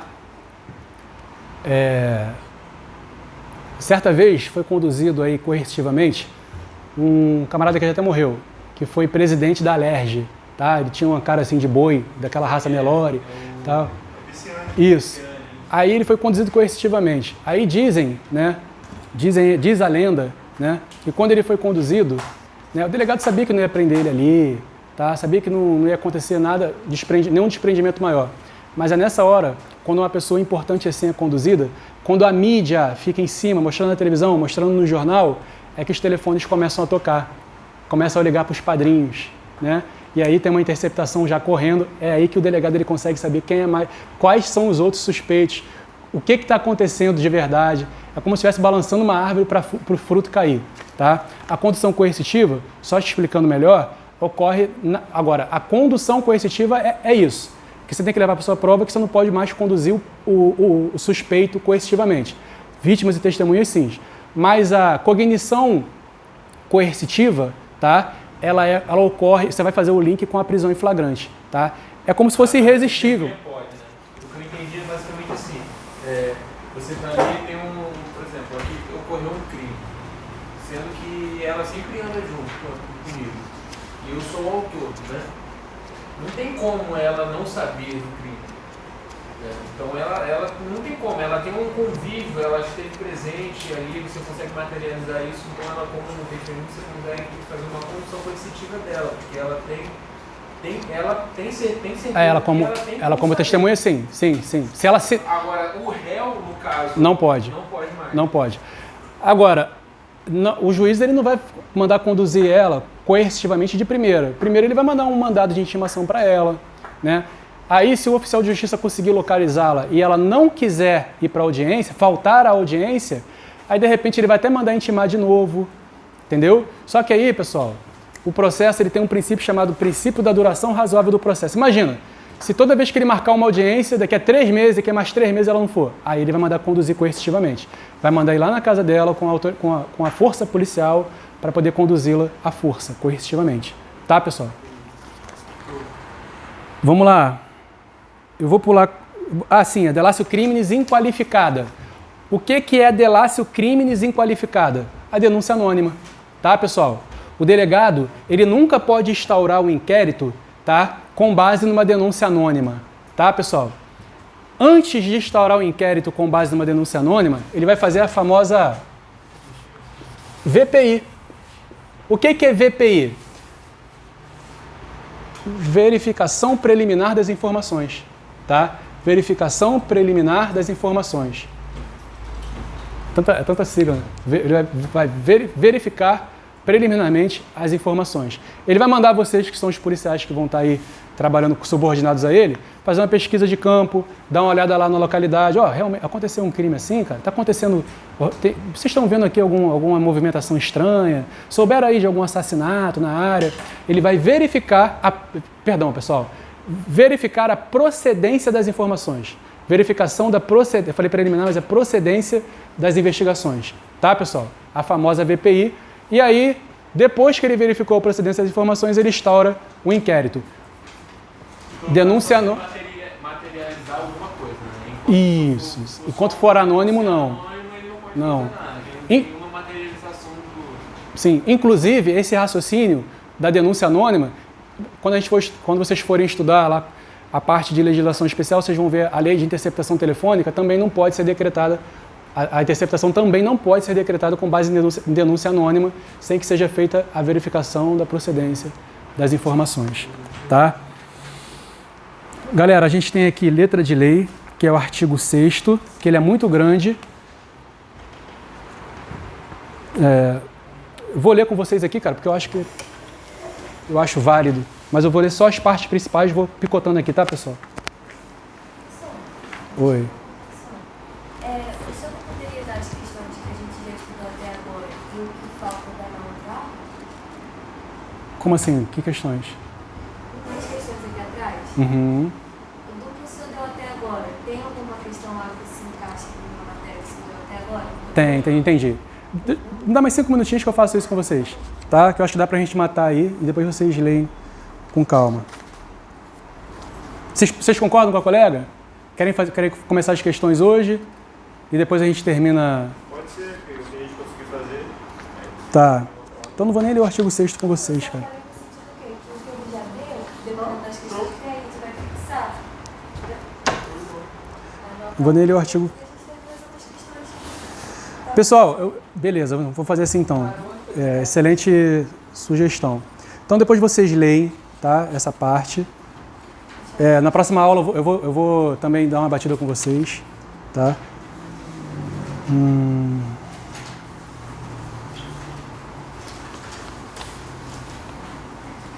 Só falar aqui rapidamente, tá? Sobre a figura do arquivamento implícito. O que é o arquivamento implícito? Não existe mais arquivamento implícito no Brasil. O que era o arquivamento implícito? Quando o promotor ele ia oferecer denúncia, às vezes ele não mencionava um fato ou ele não mencionava um suspeito, tá? Por exemplo, teve um homicídio com 5 suspeitos, tá? Aí o delegado, lá no relatório dele, ele pede a decretação da prisão dos 5. Mas lá na hora do promotor oferecer denúncia, em vez de falar dos 5, ele fala de 4. Ou seja, houve um arquivamento implícito com relação a um dos autores, tá? Beleza? Deu para entender? O que você tem que levar para a prova é o seguinte, hoje não é mais aceito o arquivamento implícito no Brasil. O arquivamento implícito ele vinha no momento do oferecimento da denúncia, tá? O que é o arquivamento implícito? Ou o promotor ele omitia um fato ou ele omitia um suspeito. Um homicídio com 5 pessoas. O delegado ele arrolava aqueles 5 suspeitos. Mas na hora de oferecer denúncia, o promotor só falava o nome de 4. Faltava um. Então era como se ele tivesse arquivado para essa pessoa o inquérito. Arquivamento implícito. Como? Poderia ser um erro material, poderia ser um erro, alguma coisa nesse sentido. Ou um fato, por exemplo, ocorreu um homicídio em Saracuruna e 3 roubos em Gramacho no mesmo contexto fático, tá? Aí o promotor só falava dos roubos em Gramacho e não falava do homicídio em Saracuruna. Deu para entender? Ou ele vai omitir um fato na hora da denúncia, ou vai omitir um suspeito, tá? Esse é o arquivamento implícito. Outra coisa está lá no artigo 17 do CPP, que também chove em concurso, o delegado não pode arquivar o inquérito de ofício, tá? Delegado não pode arquivar o inquérito de ofício, tá? Ele pode instaurar o inquérito, né? Pegou imaterialidade, instaurou o inquérito, só quem pode arquivar o inquérito, parar o processo do inquérito, é o Poder Judiciário. Hoje é o juiz, né? O que acontece? Pelo pacote anticrime, hoje é assim, ó, o MP, ele requer o arquivamento do inquérito, aí ele manda lá pro PGJ, tá? Aí o PGJ homologa ou não o arquivamento do inquérito. PGJ é quem? Procurador-Geral de Justiça, que é o chefe dele aqui, tá? Quando o MP pede assim, é porque o delegado de polícia ele já terminou o relatório dele, já mandou para o MP? Já mandou para o MP e de repente não achou autoria, não achou indícios de autoria nem de materialidade, entendeu? Na redação, antes do pacote anticrime era assim, ó, o MP requeria o arquivamento, mas quem decidia pelo arquivamento ou não era o juiz, tá? Se o juiz discordasse do arquivamento, o juiz mandava para o PGJ, tá? Antigamente, beleza? Ele pode perguntar, pelo pacote anticrime como é que é? Hoje o MP requer para o PGJ e o PGJ homologa. Antes do pacote anticrime, se o juiz discordasse do MP, o juiz mandava, pelo artigo 28 do CPP, mandava para o PGJ e o PGJ que decidia se arquivava ou não, tá? Então é da MP para o PG. Hoje, pelo pacote anticrime, é o MP para o PGJ, tá? O delegado mesmo, ele só faz a parte do inquérito. Isso. Ele não pode mandar arquivar o inquérito. Ministério Público. Isso. O Ministério Público decide se Ó, vai mandar. 2 informações. O delegado não pode mandar arquivar o inquérito e o delegado não pode se dar como suspeito, tá? Não pode arquivar o inquérito e não pode se dar como suspeito. Ainda que... Qual é o seu nome? Leandro? Por exemplo, o Leandro é o delegado e eu sou o policial que estou subordinado ao Leandro. Se eu mato alguém sem legítima defesa... vamos dizer que eu estou numa festa, não gostei da cara de alguém e matei. Ainda que seja o Leandro que vai ser o responsável por me investigar, ninguém vai poder tirar a investigação das mãos dele. Ele nunca vai ser dado como suspeito para me investigar, a não ser que ele se dê como suspeito. Beleza? Então o delegado não pode ser dado como suspeito e ele não pode mandar arquivar o inquérito. Tranquilo? Então o delegado ele pode investigar quem ele quiser. Se tiver dentro da área da circunscrição dele, se tiver dentro da área da especialidade dele, um homicídio, se ele for um delegado da DHBF, ainda que eu esteja subordinado a ele, ninguém vai poder dizer que ele é suspeito, a não ser que ele se dê como suspeito para me investigar. Entendeu? Galera, vamos para as questões então. Vou dar aí 3 minutos para vocês fazerem a questão 1. Na próxima aula a gente mata esse restante aqui, vai ser rápido, tá? Deu para entender? Show. 3 minutos aí para vocês fazerem a primeira questão.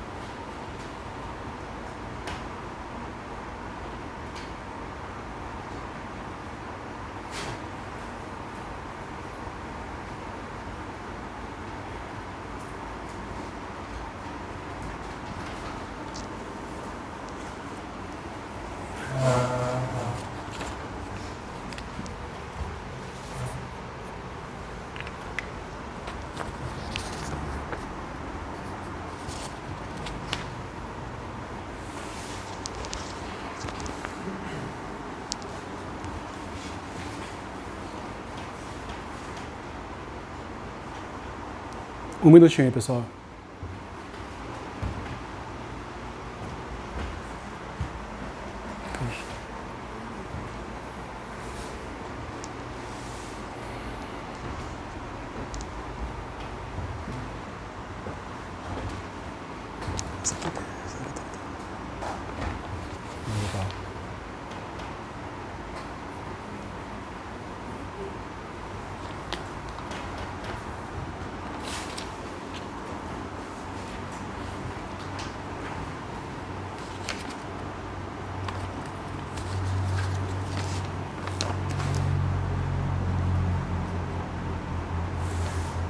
Cinco segundos aí. Todos fizeram, pessoal? Beleza? Vamos lá? Quem marcou A? Bravo. Charlie, Delta. Quem marcou Delta? Delta. Vamos lá. Por que não é a exigência de indícios de autoria e materialidade para oferecimento de denúncia torna o inquérito policial um procedimento indispensável? O inquérito policial... Podia ser dispensável. Então ele é... Então, pra mim, só pode ser A, D, porque A, B e C não... Isso aí. Nossa, mas esse negócio de ser, no caso de ser dispensável, essas flagrantes, né? Não. Bota assim, ó. O inquérito policial é dispensável, tá? Ele não... Seria no final dispensável. Aí teria que tirar esse in aqui, porque na questão ele fala que é indispensável. A gente viu que ele é dispensável. A B, o despacho que indeferiu o requerimento para abertura do inquérito é irrecorrível? Não. Pode recorrer. Agora recorre para quem, pessoal? Para o chefe de polícia civil. É o superior lá na hierarquia lá da polícia civil. Então, se um delegado ele não quer instaurar o inquérito, tá? A parte pode recorrer lá para o chefe de polícia civil, tá bom?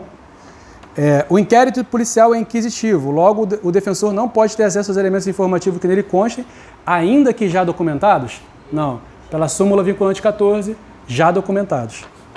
Vamos lá, galera. 4 minutos para a questão 2, que é um pouco maior.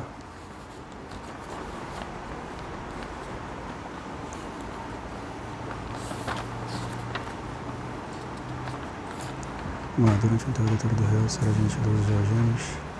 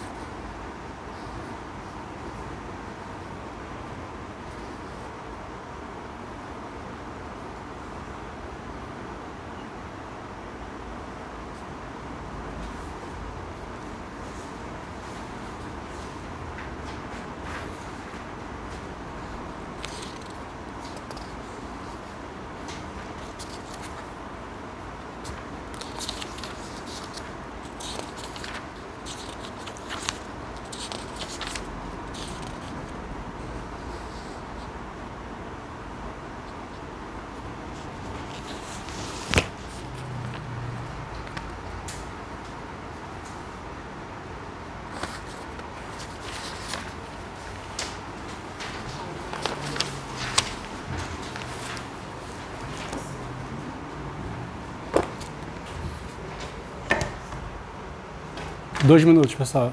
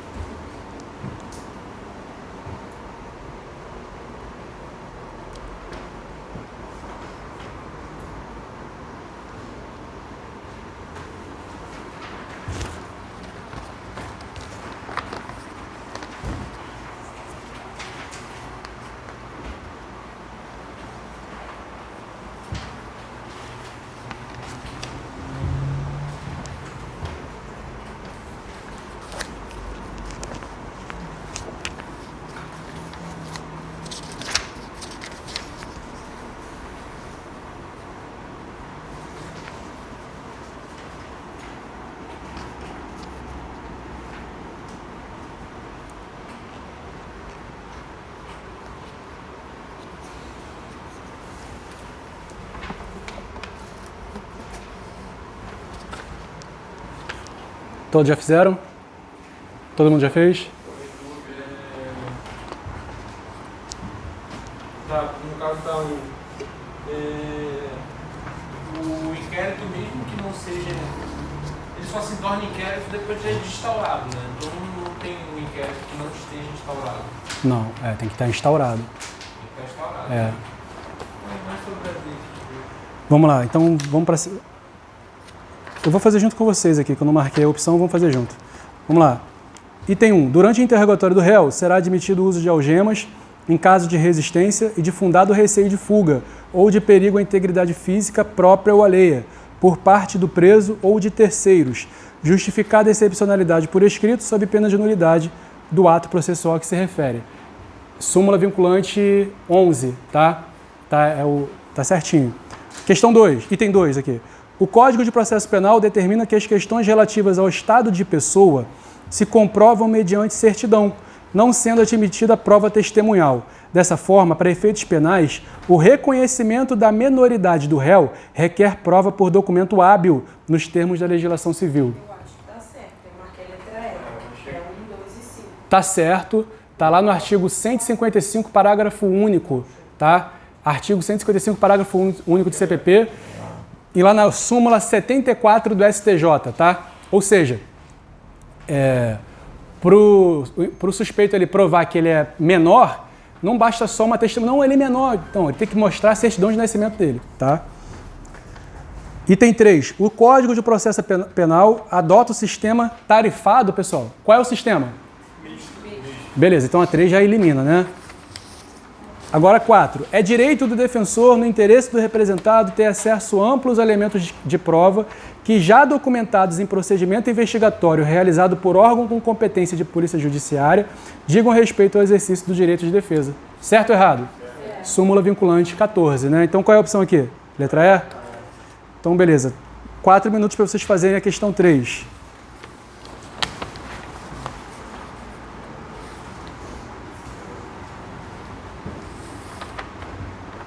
Pessoal, é a questão incorreta, tá? Que eu passei esse exercício aqui numa outra turma, todo mundo não se atentou que era incorreta, é incorreta. Tá.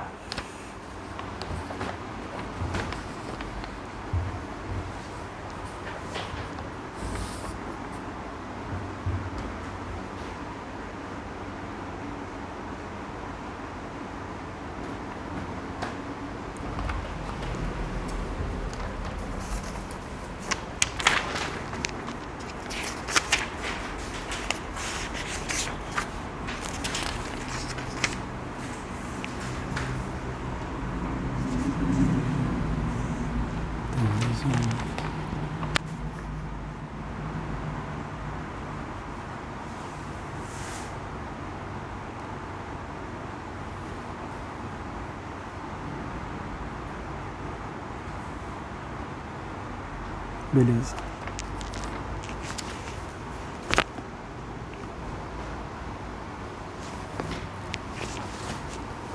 Quem for fazendo, só levantar a mão, que eu acho que a gente consegue ganhar mais tempo. Falta aí 2 minutos para vocês.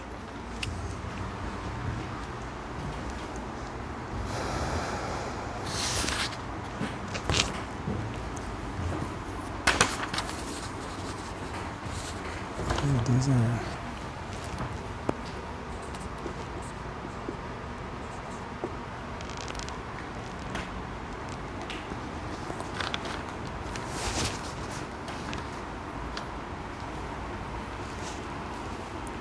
beleza.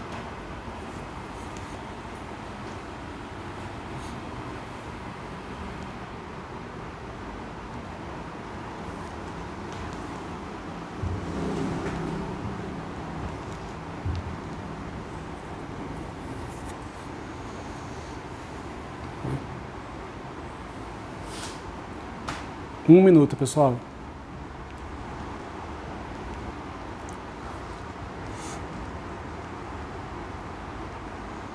Esses prazos de conclusão de inquérito, acredito que deve cair bastante.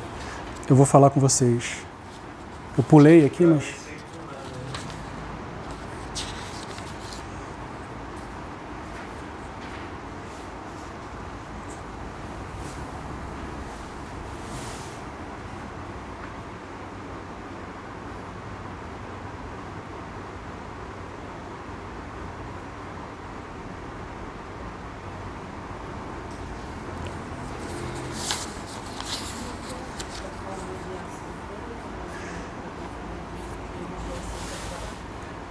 Vamos lá, galera.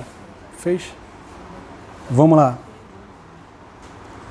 Ele quer incorreta, né? Vamos lá. Quem marcou A, B, C de casa, delta, eco. Essa. Vamos fazer junto aqui que eu também não marquei aqui não. Vamos lá. Questão A. Qualquer pessoa do povo que tiver conhecimento da existência de infração penal em que caiba ação pública poderá verbalmente ou por escrito comunicá-la à autoridade policial. E essa, verificada a procedência das informações, mandará instaurar inquérito. Tá certo? Artigo 301 do CPP. 2. Nos crimes de ação privada, a autoridade policial somente poderá proceder a inquérito a requerimento de quem tem a qualidade para intentá-lo. O que vocês acham? Sim, né? Lembra? Lá na ação penal privada é requerimento. Na ação condicionada à representação é representação. Mas está lá no artigo 5º. Deixa eu só ver o inciso para vocês aqui, que de cabeça.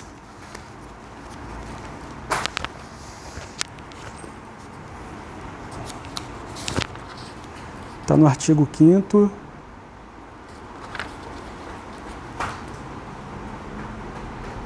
Artigo 5º, parágrafo 5º. Vamos lá. Aí a letra C. Do despacho que indeferir o requerimento de abertura do inquérito, cabe recurso ao juízo da ação, pessoal? Cabe recurso para quem? Para o chefe de polícia. Então a questão errada é essa, a letra C. Vamos lá, letra D. O inquérito será iniciado mediante requisição da autoridade judiciária ou do MP ou a requerimento do ofendido ou de quem tem a qualidade para representá-lo. Também está no artigo 5º. Deixa eu só ver o parágrafo aqui.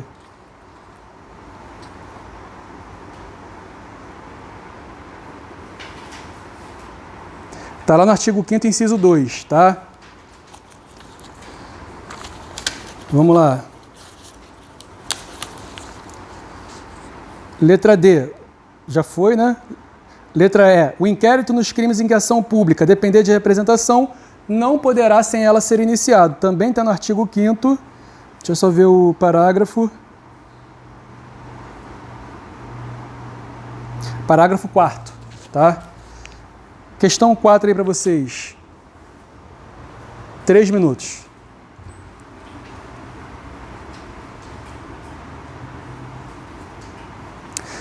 Tem duas coisas, assim, só para vocês não chegarem cego também na questão, né? Deixa eu só ler para vocês aqui. Tem os prazos aqui, tá? Ó, prazo para conclusão do inquérito.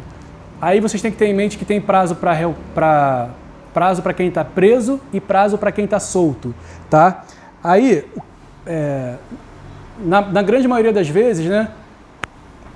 Esse prazo do inquérito ele é de 30 dias se o suspeito está solto e 10 dias se ele está preso. 10 dias prorrogável por mais 10...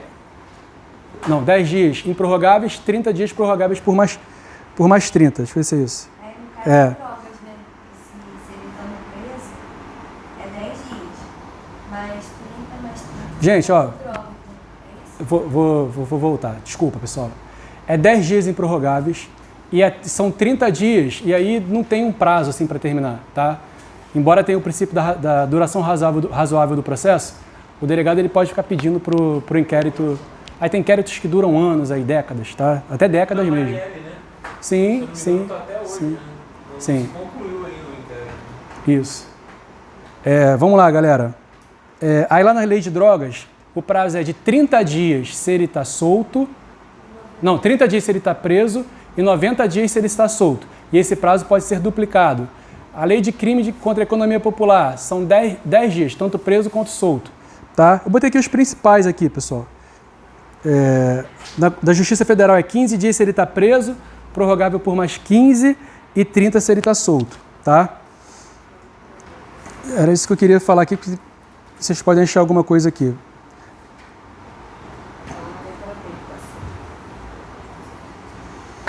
Letra B?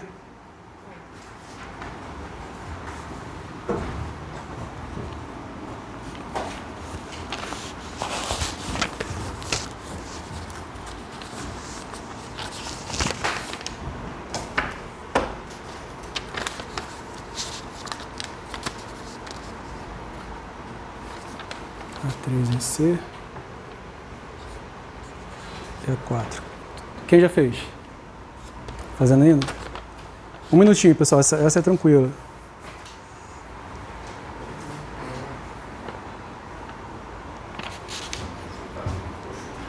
Essa eu não entendi muito bem não, porque eu não peguei muitos prazos não. Aí eu acho que vai ser a A. Ah.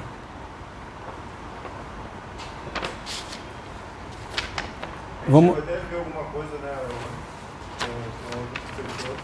É. Vamos lá, pessoal. Ó, os prazos da justiça, os prazos para os crimes que são de competência da justiça comum, né? Estadual, no caso, tá? São, se ele estiver preso, 10 dias para concluir o inquérito. Se ele estiver solto, em regra são 30 dias, mas o delegado ele pode representar para dilação do prazo, para aumentar o prazo, tá? Lá na Justiça Federal, 15 dias. Se ele está preso, podemos prorrogar por mais 15 ou 30 dias se ele está solto. Lá na lei de drogas, é 30 e 90. 30 se ele está preso, 90 se ele está solto, podendo duplicar tanto os 30 quanto os 90. Tá? A lei de crime contra a economia popular são 10 dias, independente se ele está preso ou se ele está solto. Tá? Depois vocês dêem uma lidinha que está no material os prazos. Mas vamos matar a questão aqui, vamos junto. Letra A gente não trabalhou as prisões aqui, né? Se for decretada prisão temporária em crime hediondo, o indiciado pode permanecer preso por até 90 dias sem que haja necessária conclusão do inquérito. Tá? Pessoal, prazo da temporária. Primeira coisa que vocês têm que saber, só existe prisão temporária na fase do inquérito. A gente vai voltar a falar sobre esse assunto. Mas só existe temporária na fase do inquérito. Prisão preventiva pode ter tanto no inquérito quanto na ação penal, mas temporária só tem no inquérito. E a temporária ela tem 2 prazos. Se o crime for hediondo, o prazo da prisão temporária vai ser de 30 dias. Se o crime não for hediondo, o prazo da prisão temporária vai ser de 5 dias. Se o crime for hediondo, o prazo da temporária, 30 dias. Se não for hediondo, o prazo da prisão temporária, 5 dias. Prisão temporária só existe na fase do inquérito. Então, quando ele fala aqui 90 dias, não, porque se for crime hediondo, qual é o prazo? 30. Mas não é prorrogável. Prorrogável por mais 30, beleza. Se não for hediondo, qual é o prazo? Prorrogável por mais 5, tá? Então, aqui a A está errada. A B. Nos crimes de competência da Justiça Federal, o prazo é de 15 dias, prorrogável por mais 15 em regra. A certa é a letra B, tá? Letra C. Para os crimes de tráfico de droga, o prazo é de 10 dias improrrogáveis? Não, a gente viu lá que é 30 dias se ele está preso, ou 90 se ele está solto, e pode duplicar, tá? Ou 30 se 30 se ele estiver preso, 90 se ele estiver solto. E pode duplicar, pode virar 30 mais 30 ou 90 mais 90. Letra D de dado. Se o indiciado estava solto, ao ser decretada a sua prisão, o prazo de 10 dias, conta-se da data da decretação da prisão, pessoal? Essa não pode, sabe por quê? Digamos que o juiz decretou a prisão dele em 2018 e ele está foragido. Aí agora ele está andando aqui na Washington Luiz, ele é parado na Blitz e quando puxam lá a carteira de habilitação dele, tem um sistema lá do Detran que mostra se tem mandado de prisão. Aí a prisão foi decretada em 2018, os 10 dias já passou muito tempo. Ele não vai ser preso, pessoal? Conta a partir da data da prisão. Ele é preso agora e conta 10 dias para acabar o inquérito, entendeu? Então é 10 dias da data da prisão, não é do dia que o juiz mandou prender, beleza? Professor, hoje eu vi um caso assim, do noticiário rápido, que um cara chamou acho que foi o meio ambiente, não me lembro certo, para prender um jabuti, que apareceu no quintal dele. E prenderam ele porque ele era um criminoso, só que ele tinha ficha e ele não se ligou. Porque às vezes a pessoa esquece. Esquece, viaja para outro estado, aí quando vai no Detran fazer. Chove de gente assim, vai no Detran para renovar a carteira, prendem ele. É uma coisa mentirosa, ele prende, depois ele esquece que ele mentiu. Ele esquece. E mesmo conta a verdade. É 30 mais 30 pode ser prorrogável se ele estiver solto. No crime hediondo, 30 mais 30. Se não for hediondo. Professor, como é que eu sei? Se não for hediondo, é 5 mais 5, entendeu? Não. O prazo da... a gente está falando aqui, ó, do prazo... Isso. Não é questão de estar solto. Isso. É o prazo da prisão, tá? Como é que eu sei que é o crime hediondo? Depois a gente vai trabalhar, ou vocês vão trabalhar com o professor lá. Quando não é hediondo, é 5. Depois vocês vão trabalhar o que é crime hediondo lá na Lei 8.072 de 1990. Está lá no artigo 1º da Lei 8.072. Tem esses são equiparados, né? Mas tem o rol lá de crimes hediondos, tá? Letra D a gente já leu, né? Letra E. A autoridade policial possui o prazo de 30 dias improrrogáveis para todos os casos previstos na legislação, pessoal? Não, né? A gente viu aqui que tem os prazos, eles são diferentes, né? Então, pessoal, é isso. A gente volta aqui para dar mais uma olhada. Depois vocês me falem onde a gente parou aí. A gente volta. E na próxima aula a gente vai falar sobre ação penal. E vou ver se eu trago aí mais algumas questões de inquérito para misturar também, porque... Na verdade tem até mais aqui, né? Vou trazer mais algumas também na próxima aula, tá?